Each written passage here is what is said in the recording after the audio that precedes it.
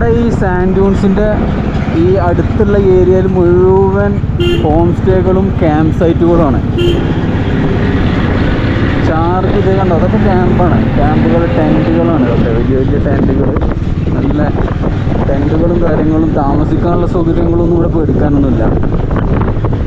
എന്തായാലും ഒരു 1000 രൂപ എന്തായാലും ഉണ്ടാവും കേട്ടോ. അവിടെയൊക്കെ ടെൻറ്റുകൾ വരൂ എന്നാണ് ഇവർ വിളിക്കുകയാണ്.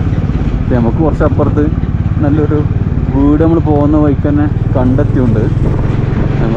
നമ്മളങ്ങോട്ട് തന്നെ തിരിച്ചു പോവാണ്. ഇതിൻ്റെ അടുത്ത് ഇവിടെ താമസിക്കുന്നില്ല. ഇതൊക്കെ കണ്ടോ, അതൊക്കെ ഹോം സ്റ്റേകളാണ്. അമ്മച്ചൊക്കെ ഹോം സ്റ്റേകൾ ഇതുണ്ടോ, ഹോം സ്റ്റേ ഇതുണ്ടോ, ഹോം സ്റ്റേ. ഈ സൈഡ് ഫുള്ള് ഹോം സ്റ്റേകളാണ്. വലിയ വീടുകളും നല്ല കുഴപ്പമില്ലാത്ത വീടുകളും കാര്യങ്ങളൊക്കെ ഉണ്ടാക്കി ചെയ്യണ്ടേ. അപ്പോൾ നമ്മൾ ഈ കഥകൾ പറയുന്നത് എവിടുത്തെന്ന് വെച്ച് കഴിഞ്ഞാൽ ലഡാക്കിലെ അണ്ടർ അല്ലെങ്കിൽ ഹുണ്ടർ അവിടുത്തെ. അവിടെ കാശ്മീരി വസ്വാൻ്റെ ഫുഡും കാര്യങ്ങളും അതുകൊണ്ട് ചില്ലറ കളിയാണത്. കാശ്മീരി വസ്വാൻ എന്താ സംഭവം എന്ന് അറിയാത്തപോലെ നമ്മളെ കാശ്മീരിലെ വീഡിയോസൊക്കെ ഒന്ന് എടുത്തോളൂ, അപ്പോൾ കാണാതെ. ഫുഡാണ്, ഫുഡ്. ഇതേ വെജിറ്റബിൾസ്, ഫ്രൂട്ട്സ്, തക്കാളി, പച്ചമുളക്, എന്തൊക്കെ പറഞ്ഞാൽ ഇതേ ബാക്കിലുണ്ടാവും മലകൾ. അതിൻ്റെ ഇടയിൽ കൂടെ കാര്യങ്ങളുണ്ട്. ഒന്നൊന്നര സാധനം. എത്ര ഹൈറ്റിലാണ് നിൽക്കുന്നതെന്നറിയാം. ഇവിടുത്തെ ഈ സാൻഡ് ഡ്യൂൺസിൻ്റെ ഇങ്ങോട്ട് ഇറങ്ങിയപ്പോൾ ഇങ്ങനെ ഭയങ്കരമായിട്ടുള്ളൊരു തണുപ്പ് ഇങ്ങോട്ട് പോയി. അപ്പോൾ എന്താണ് അന്വേഷിച്ചപ്പോൾ ഒത്തന്നെ പൈസയിൽ ഇവിടുത്തെ ആൾക്കാർ പറയുന്നത് എന്താ വെച്ച് കഴിഞ്ഞാൽ ചുറ്റും ഇത്രയും ഹൈറ്റിൽ വലിയ മല, വലിയ കുന്ന ചുറ്റും നിൽക്കുന്നു, ചുറ്റും. അതായത് ഇവിടുന്ന് ഈ സാൻഡ് ഡ്യൂൺസ് കാണണമെങ്കിൽ ഈ മല ഇറങ്ങി വരും തന്നെ വേണം. അത് കഴിഞ്ഞാണ്ട് നമുക്ക് പോകണമെന്നുണ്ടെങ്കിൽ ഈ മല കയറി തന്നെ പോകണം, ഒരു രക്ഷയില്ല. അപ്പോൾ ഇതിൻ്റെ അടിയിൽ ഒരു വാലി, ഈ ഒരു വാലിയാണ് അണ്ടർ. അപ്പോൾ ഈ ഒരു വാലിയിലുള്ള ഒരു പ്രതിഭാസമാണ് നമ്മളെ സാൻഡ് ഡ്യൂൺസ്. അതും വൈറ്റ് കളറ്, വൈറ്റും ബ്ലാക്കും കൂടി മിക്സ് ചെയ്ത് കണ്ടുള്ള സാൻഡ്. അതാണ് നമ്മളിപ്പോൾ കണ്ടത്. പൊളി കാഴ്ചയല്ലായിരുന്നോ? എന്താണ് എല്ലാവരും നോക്കുന്നത്? നല്ല രസമുള്ള കാഴ്ചയായിരുന്നത്. നല്ല രസമുള്ളൊരു എക്സ്പീരിയൻസും ആയിരുന്നു. ചിലപ്പോൾ വീഡിയോ ഒന്നും ചിലപ്പോൾ അധികമൊന്നും എടുത്തിട്ടുണ്ടാവില്ല. കാരണം എന്താ വെച്ച് കഴിഞ്ഞാൽ നമ്മളത് ആസ്വദിക്കുന്ന തിരക്കിലായിരുന്നു. ഇതൊക്കെ ഇങ്ങനെ ആസ്വദിച്ച് നമ്മൾ യാത്ര തുടരുക അടുത്തൊരു ലൊക്കേഷനിലേക്ക്. നമ്മളെ സാൻഡ് ഡ്യൂൺസിൻ്റെ മറ്റൊരു ഏരിയ കേട്ടോ. അത് കണ്ടോ, ഇവിടെ ഈ സംഭവം മുകളിൽ നിന്ന് കാണാൻ നല്ല രസമുണ്ട് കേട്ടോ. പൊളി സാധനമാണ്. ഇതാണ് സാൻഡ് ഡ്യൂൺസ്. സാൻഡ് ഡ്യൂൺസ് ഇങ്ങനെ മരുഭൂമി പോലെ കിടക്കുക.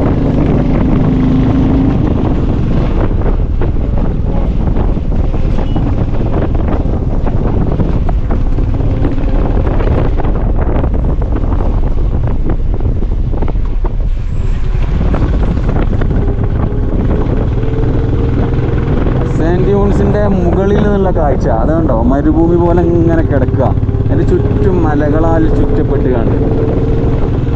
അതിൻ്റെ വേറൊരു ഭാഗം അങ്ങനെ നല്ലൊരു ഏരിയ ഇങ്ങനെ കിടക്കുന്നുണ്ട്. അതുകൊണ്ടാണ് അതൊരു ടൂറിസ്റ്റ് ലൊക്കേഷൻ, അട്രാക്ഷനായിട്ട് മാറിയത്. ശരിക്കും ഇങ്ങോട്ടൊക്കെ വന്ന് ഈ സൈഡിലൊക്കെ വന്ന് ഇത്രയും വലിയ കുന്നിലൊക്കെ എക്സ്പീരിയൻസ് ചെയ്ത് കഴിഞ്ഞാൽ അസലൊരു മരുഭൂമിയിലെ കുന്നിലും മലയിലും കയറുന്ന ഫീൽ തന്നെയാണ്. ഫീലായിരിക്കണം. മരുഭൂമിയിൽ, അറേബ്യൻ മരുഭൂമിയിൽ, സഹാറ മരുഭൂമിയിലൊക്കെ, ആഫ്രിക്കയിൽ സഹാറ മരുഭൂമിയിലും ഒക്കെ നല്ല ചൂടാണെങ്കിൽ, ചുട്ടുപൊള്ളുന്ന ചൂടാണെങ്കിൽ, അതായത് താഴെ നിന്നും ചൂട്, ഈ മണൽ ചുട്ടുപഴുത്ത് അവിടുന്ന് ചൂട്, മുകളിൽ നിന്ന് വെയിലിൻ്റെ ചൂട്, അങ്ങനെ എല്ലാം കൂടെ ചുട്ടുപഴുത്തുള്ള അവസ്ഥയായിരുന്നെങ്കിൽ നമ്മളെ കുണ്ടറിലുള്ള സാൻഡ് ഡ്യൂൺസിൽ താഴെ തണുപ്പും മേലെ നിർത്തും നേരെ ഓപ്പോസിറ്റ്. തണുപ്പ് എന്ന് പറഞ്ഞു കഴിഞ്ഞാൽ അജാതി തണുപ്പ്, നല്ല തണുത്ത് ഐസിൽ മൂടുന്ന സ്ഥലം. അത് ഒരു മാസം കഴിയുന്നതോടുകൂടി ഇവിടെയൊക്കെ ഐസിൽ മൂടാനുള്ളതാണ്. അപ്പോൾ അങ്ങനത്തെ ഒരു സ്ഥലമാണ് കേട്ടത്. പിന്നെ അതുപോലെ നമ്മളെ സഹാറ മരുഭൂമി, അതുപോലെ പിന്നെ മിഡിൽ ഈസ്റ്റിൽ, അതുപോലെ രാജസ്ഥാനിലൊക്കെ ഉള്ളത് മഞ്ഞ മണലാണ്, സ്വർണ്ണ കളർ മണലാണെങ്കിൽ ഇവിടെ വെള്ളി മണലാണ്. പക്ഷേ വെള്ളിയാണ് വിചാരിച്ചുകൊണ്ട് അതിൻ്റെ ക്വാളിറ്റിക്ക് ഒരു കുറവില്ല കേട്ടോ. ഒന്നൊന്നര ക്വാളിറ്റിയുള്ള തനി തങ്കമാണ് തങ്കം. അപ്പോൾ നമ്മൾ പോയത് ഇതിൻ്റെ വേറെ ഏതോ ഒരു സൈഡിലാണ്. കാരണം ഇവിടെ ഒന്നും ടൂറിസ്റ്റുകൾ കാണുന്നില്ല. അപ്പോൾ അങ്ങനെ ഇവിടെ കുറേ ഏരിയയിലപ്പോൾ ഈ സംഭവം ഉണ്ട് എന്ന് നമുക്ക് മനസ്സിലാക്കാം. വീഡിയോ ഇഷ്ടമായവർ ലൈക്ക് ചെയ്യാൻ മറക്കണ്ട കേട്ടോ.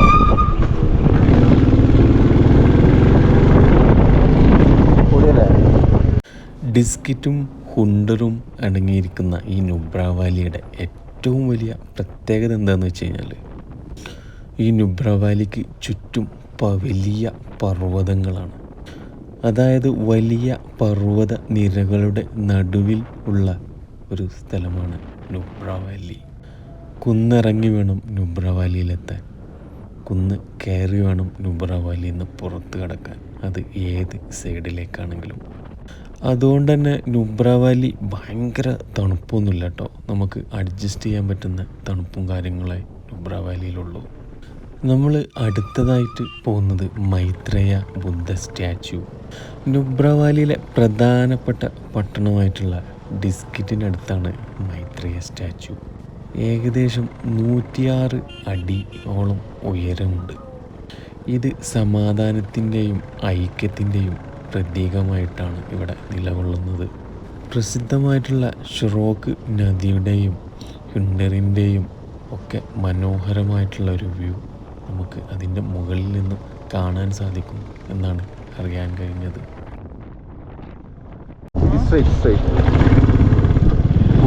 മൈത്രേയ ബുദ്ധൻ്റെ സ്റ്റാച്യുവിലേക്കുള്ള സ്വാഗതം. അവിടെ ഒരു 40 രൂപ ഓരോരുത്തർക്ക് ടിക്കറ്റ് ഉണ്ട്. ടിക്കറ്റ് വിട്ടൊരു കളിയില്ല. ഇന്നലെ പിന്നെ കഴിഞ്ഞ വീട്ടിലുണ്ടായിരുന്ന ആ ജപ്പാനീസ് പെണ്ണെന്നെ പറയുന്നുണ്ട്, ബുദ്ധൻ അല്ലെങ്കിൽ ബുദ്ധിസ്റ്റുകൾ ടിക്കറ്റ് വിട്ടൊരു കളിയില്ല. എന്തൊക്കെയാണെങ്കിലും ഓരോ എന്ത് സംഭവം ഉണ്ടെങ്കിലും, അതുകൊണ്ട് തന്നെ ഞങ്ങളെന്ത് സംഭവം ഉണ്ടെങ്കിലും അതിൽ ടിക്കറ്റ് ഉണ്ടാവും. ടിക്കറ്റ് ഇല്ലാതെ ഒരു പരിപാടി നമുക്കില്ല എന്ന് പറഞ്ഞിട്ടോ. തമാശയിൽ പറഞ്ഞതാണെങ്കിലും സോൾ കാര്യമാണ് പറഞ്ഞത്.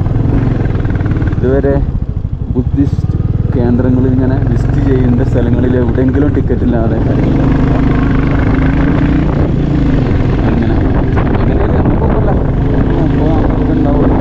അതുമല്ല നമുക്ക് നമ്മളെ ബുദ്ധൻ്റെ വലിയ സ്റ്റാച്ചുവും അവിടെ നിന്നുള്ള കാഴ്ചയും കാണാൻ. ശരിക്കും പകൽ വന്നു കഴിഞ്ഞാൽ അങ്ങോട്ട് പോവാം. അതാണ് ഇവിടുത്തെ അമ്പലം.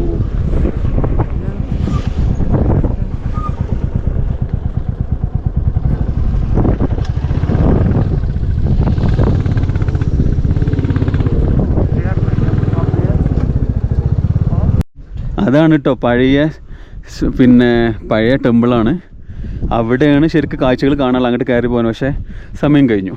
പക്ഷേ ഈ നേരത്തുള്ള കാഴ്ചകൾ കാണാമല്ലോ നമുക്ക് ഇവിടുന്ന്. ഈ ഡിസ്കിറ്റ് ടൗണിൻ്റെ അവരുടെ മൊത്തം ഏരിയയുടെ മൊത്തം ഒരു വ്യൂ നമുക്ക് ഇവിടുന്ന് കിട്ടുന്നുണ്ട്.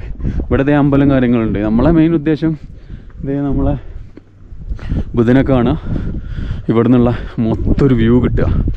ഫോളി വ്യൂ അല്ലേ. ഞാൻ ഡിസ്കിറ്റ് എന്നുള്ളതിൻ്റെ മൊത്തം ഒരു വ്യൂ ഇട്ടാണ്. നമുക്കിതിൻ്റെ മേലേക്ക് ശ്രീബുദ്ധനെ കൂടി കണ്ട്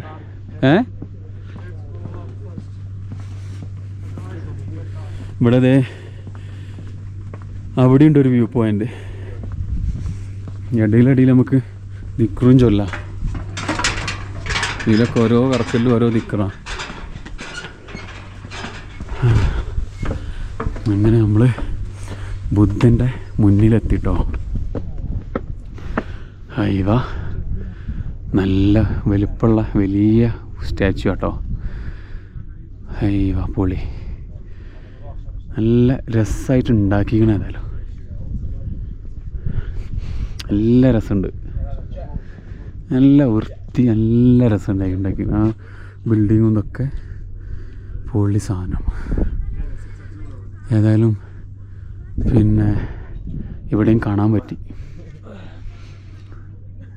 ഒരു വലിയൊരു സംസ്കാരത്തിന് തുടക്കം കുറിച്ച മനുഷ്യനാണ്. ശരിക്കും പറഞ്ഞു കഴിഞ്ഞാൽ ഒരു അത്ഭുത മനുഷ്യൻ തന്നെയാണ്. ഇത്രയും വലിയൊരു സംസ്കാരത്തിന് തുടക്കം കുറിച്ചു. അത് ഒരുപാട് ആളുകൾ അത് കൊണ്ടാടിയപ്പോൾ അതൊരു ബുദ്ധിസായിട്ട് മാറി എന്നാണ് ഞാൻ മനസ്സിലാക്കിയിട്ടുള്ളത്. ഏതായാലും ഒരു സംഭവം തന്നെയാണ്. ഇതിനുള്ള കാഴ്ചകളും വളരെ ചുരുക്കം ആളുകളേ ഉള്ളൂ.